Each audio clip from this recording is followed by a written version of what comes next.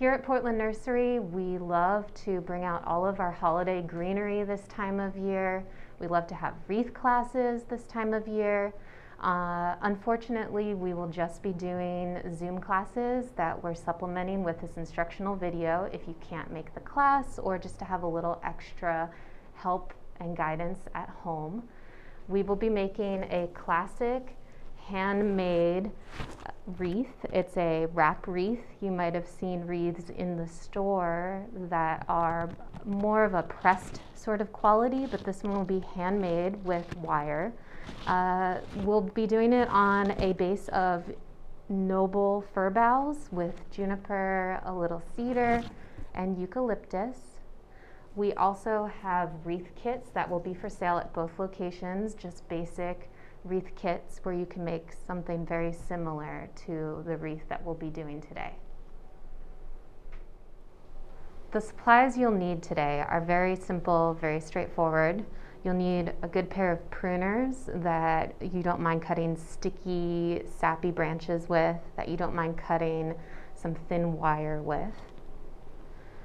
You'll need thin wire. This is paddle wire. It's green. It hides really well when you make the wreaths. You can use any sort of fine grade jewelry wire, although we do like this green paddle wire, and that's what we like to use.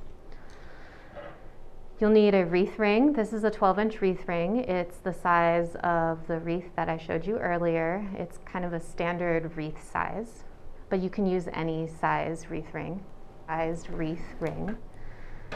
You'll need 4 to 5 pounds of boughs. My students are always shocked in my classes just how many boughs you'll need to make a wreath so that you have enough material to cover the whole thing. We'll also be talking a little bit more about cut floral in a bit, which can accent your wreath if you like. Next, we'll talk about the different kinds of greens you can use. The one I primarily use to bulk up my wreaths is noble fir. It has nice, lovely, thick texture, perfect for adding bulk to a wreath. You can also use Douglas fir in the same way. I usually use the two in combination with each other, although you can use just Douglas fir. There's also incense cedar, which is lovely because of the pollen cones on here. It adds a really nice wispiness, really good accent. The same for Port Orford cedar. You can use it to give a different texture to your wreath, which I really love.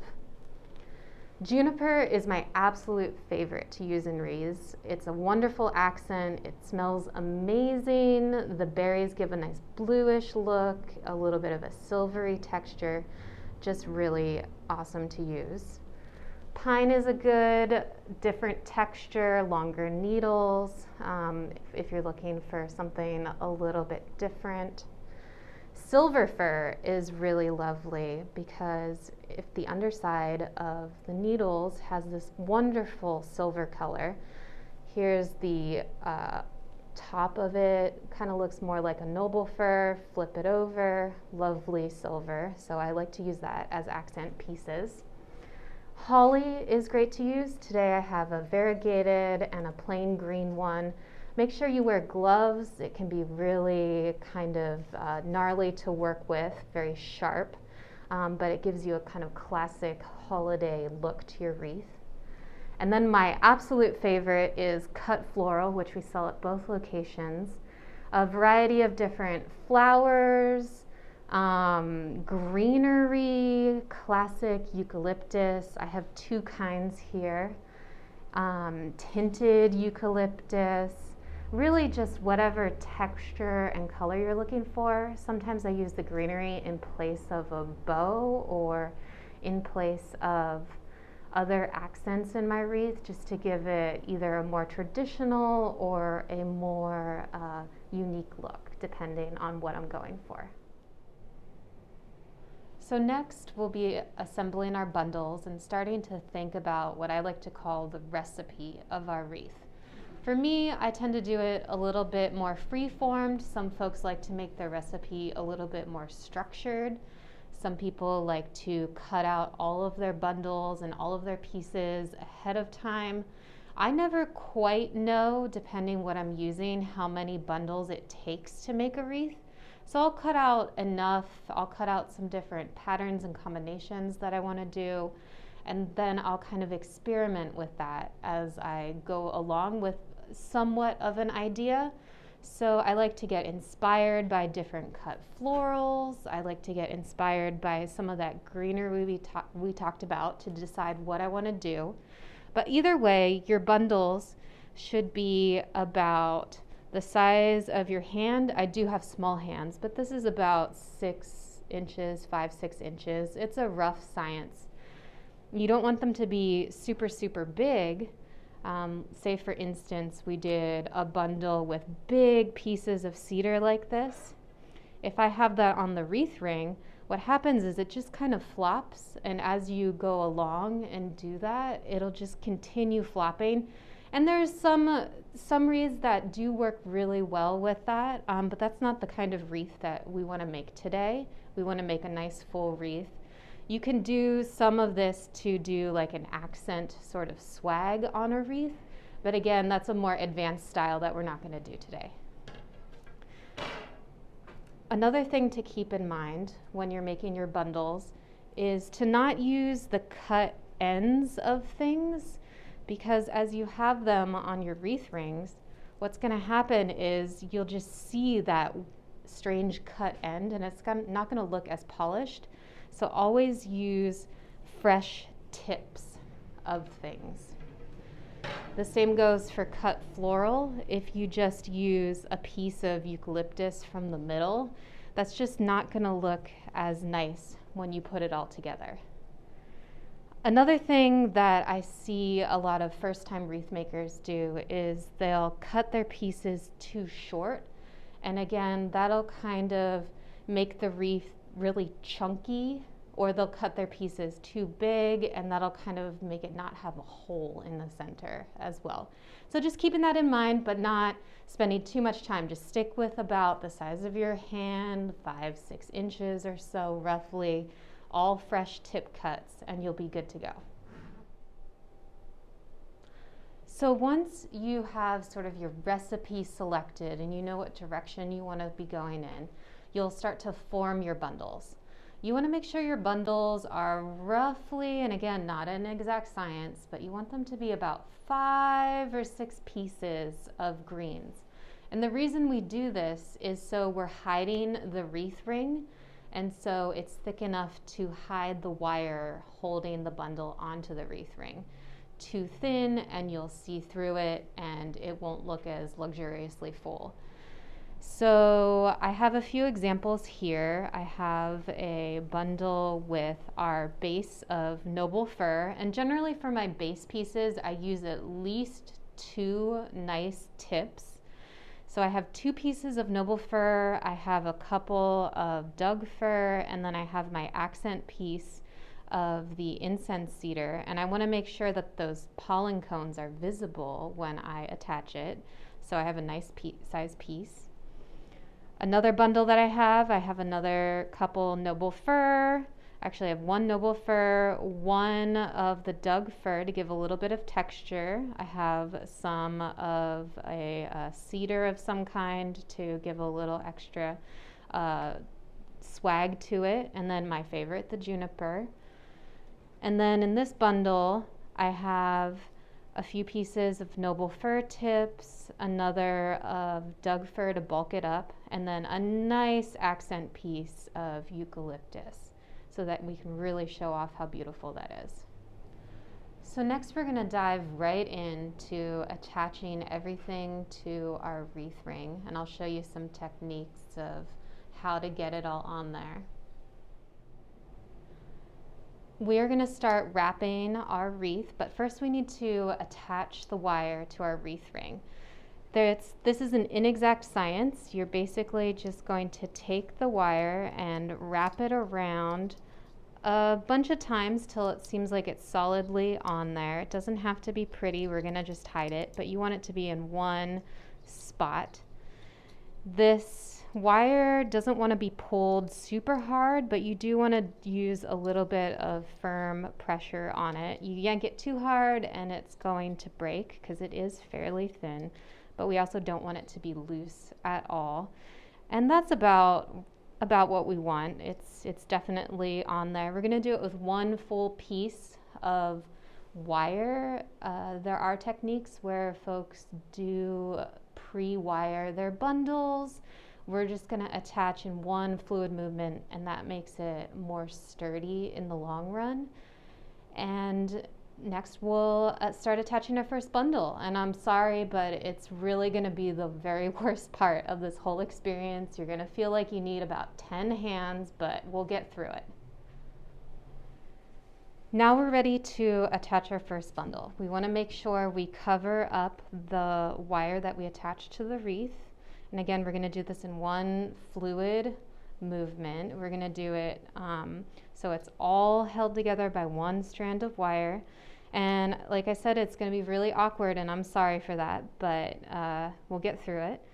So hold it firmly with your non-dominant hand right over top of that wire, and then take your dominant hand, and you're going to want to go about an inch up or so from the base. We want to think about, if we're layering, we want to make sure we can see our little accent piece in there. So we want to think about where the wire is going to go for our layering. We also want to think about the angle that we're using. We don't want it to be a severe angle because that's not the style that we're going for. We don't want it to be a straight up and down wreath. We don't want it to be too much on the inside because then we'll lose the lovely circle on the inside. So just a little bit of an angle. Again, it's an inexact science here. And then about an inch in, we'll start wrapping our wire. Again, firmly, but not too firm so that we accidentally break the wire. And maybe 3, 4, 5 times. We don't need to use a ton, but we do want to make sure it's on there. So yeah, I'd say that that's pretty firmly on there. As you go along, you can do what we call the shake test, and that'll be where you take the whole wreath and you kind of shake it up and down and see if any pieces are loose, if any thing needs some tightening or a little extra added in as you go along. So that's our first piece on there. Again, huzzah, you survived the hardest part of the whole experience. So next, you'll add your other piece. And like I said, you want to kind of shingle it over top. And well, maybe the second piece is the second hardest part. I swear it gets easier. So you kind of hold it over. See how we have like some angle, but we're not hiding the center. Some people also like to do it so that it's rotating. I like to kind of do it all in one continuous shingled experience. We don't want to do it so it's too high because we're covering the bundle. We also don't want to do it really far down because then we might be, this might be visible, the wiring. Even though it's green, it'll be visible. So we want to make sure we're covering that up with the tip. And what I do is I sort of lay my bundle on there. And then I think about, okay, so an inch up, somewhere down here, I take my wire and I kind of walk it down the wreath ring. And I kind of just lightly, but again firmly, pull it down to about where I'm going to be tying the next bundle on. I lay that bundle, overshot it there a little bit. We'll just scooch it up, it's not a problem. We'll lay that bundle on, kind of hold it with your hand, and then take your wire and firmly wrap it around. And the reason I'm holding so tightly with my non-dominant hand is I want to make sure that everything kind of stays on there and that I'm getting enough pressure that things aren't going to be loose and falling off, because these greens will shrink over time as they dry out a bit. So another reason to make sure things are firmly on there. So I think that looks pretty good. We can't see the wire from our previous bundle, but we can see our accent piece. We got some accent piece going on here. And I'll just do one more just to show you the progression with this. So we will be kind of covering up our accent piece on here a little bit, but that's okay because we're more using it for bulk in this circumstance. Our true accent piece in our design is the eucalyptus with just little pops of the juniper and the cedar. So that's okay. And again, it's just the same technique. You go ahead and just keep going as you go down. When you're doing your last piece, we'll just kind of skip ahead to that. What you're going to want to do when you start to think you get near the end, what you're going to want to do is take your last bundle and just kind of tuck it under and see if it really is your last piece, and wrap it on. So we got that in there, and we need to finish tying it off so our one continuous piece continues to be one continuous piece. So I have it tied on there, and then I'm going to go ahead and flip my wreath over. Don't worry, it's going to be fine. We've been shake testing it all along. And we're going to unroll maybe somewhere between 10 inches or so of wire and go ahead and do our final little wire cut there. And then we're going to take this wire and we're going to kind of thread it along. Once again, yet another inexact science. We're just going to thread it along under the wreath ring here so that it's making contact with all of the wire, and that it's getting hidden under those bundles. And basically, it's wire, we can't exactly tie a knot.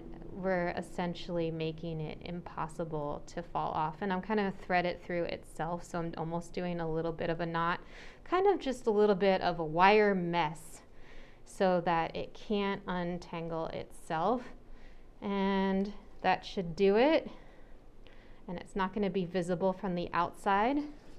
And the whole thing is sturdy. So if you want to add things to your wreath, there's a few techniques you can use to add on to your wreath. Some folks like to use pine cones on their wreaths or ornaments, that sort of thing. You can take a piece of wire. This wire piece is maybe about 10 inches or so, and you're going to want to just slide it into your pine cone.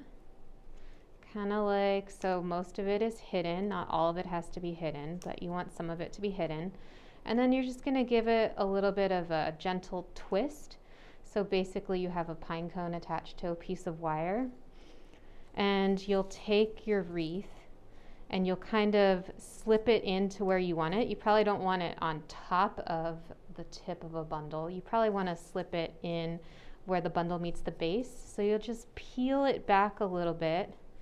Take it, you want to kind of tuck it so that it's just peeping out a little bit there, and it kind of hides the wire a little bit. And then you'll wrap that, you'll hold it with both hands here so it stays firm, and then you can flip it over and kind of twist like you're twisting a twist tie. And that should attach it on there. And if we see something that we need to hide, we can always kind of slip a little piece in to hide it if we need to. I wouldn't use this one, but just for demonstrational purposes here. And that's how you would attach a wreath or an ornament. Say you're going along and you want to attach a little bit more floral to it. You're like, oh, this is too simple. I found this really awesome floral maybe at Portland Nursery, and I want to add it onto my wreath. It's the same sort of technique. You just cut a piece of wire, and then you figure out where you want it to be, and you sort of just tuck it in there. This is beautiful leucadendron. It's one of my favorite things to use in place of a bow. And you want to hide the wire. So I have it tucked under this bundle, and I'm hiding my imaginary wire and attaching it. If I was doing a design, I might do 3 of these pieces of leucadendron, so it's a very nice kind of bright accent, or I might do 3 pieces in succession, and then I'll hang my wreath with that hanging down or to the side, whatever you like, but just to kind of give you an idea of different techniques that you could use in other than a bow. But if you do want to use a bow in your design, think about, hold your wreath up, think about where you want it to hang, what you would like to be accented before you just put the bow on. But you would use the same technique that we did with our pine cone, where you would sort of tuck it in to a bundle. This one's going to be a little bit of a side bow, side demo bow here. And you can kind of do a light twist on the underside, and it's pretty easy to adjust these sort of things as you go along. And then you can kind of straighten, because a lot of these bows have nice wires in them and things like that. And that is something that we do sell at Portland Nursery, a really wide selection of different ribbons and pre-made bows, so you can match to your floral design or decor or mantle or whatever you're doing. And voila, you have an attached bow. One last thing before we wrap this up is talking about hanging our wreaths. You can make your own sort of hanger. It's a little bit flimsier than the sort of hooks that we sell at the nursery that you can just put over your door frame. But you can just wrap some different pieces of wire around and attach it just like the pine cone to your wreath. Once you've decided on the angle that you'd like it to be hung, some folks use the nail on their doorway. I like to use the hooks, those pre-made hooks, but you can also do this sort of wire technique as well. You want to also think about keeping your wreath nice and fresh so it lasts through the holidays. You can buy a pre-made preservative, kind of like a spray can sort of thing that you can spray on that keeps it fresh. If it's just outside on your door, you can mist it daily to keep it nice and fresh through the holidays. But yeah, that's all I have for you today. If you have any questions, feel free to call us at either location and we'll talk you through it. Or you can come in. Again, we have those wreath kits for sale and all the cut floral that you've seen pictured here. And thanks for joining us today.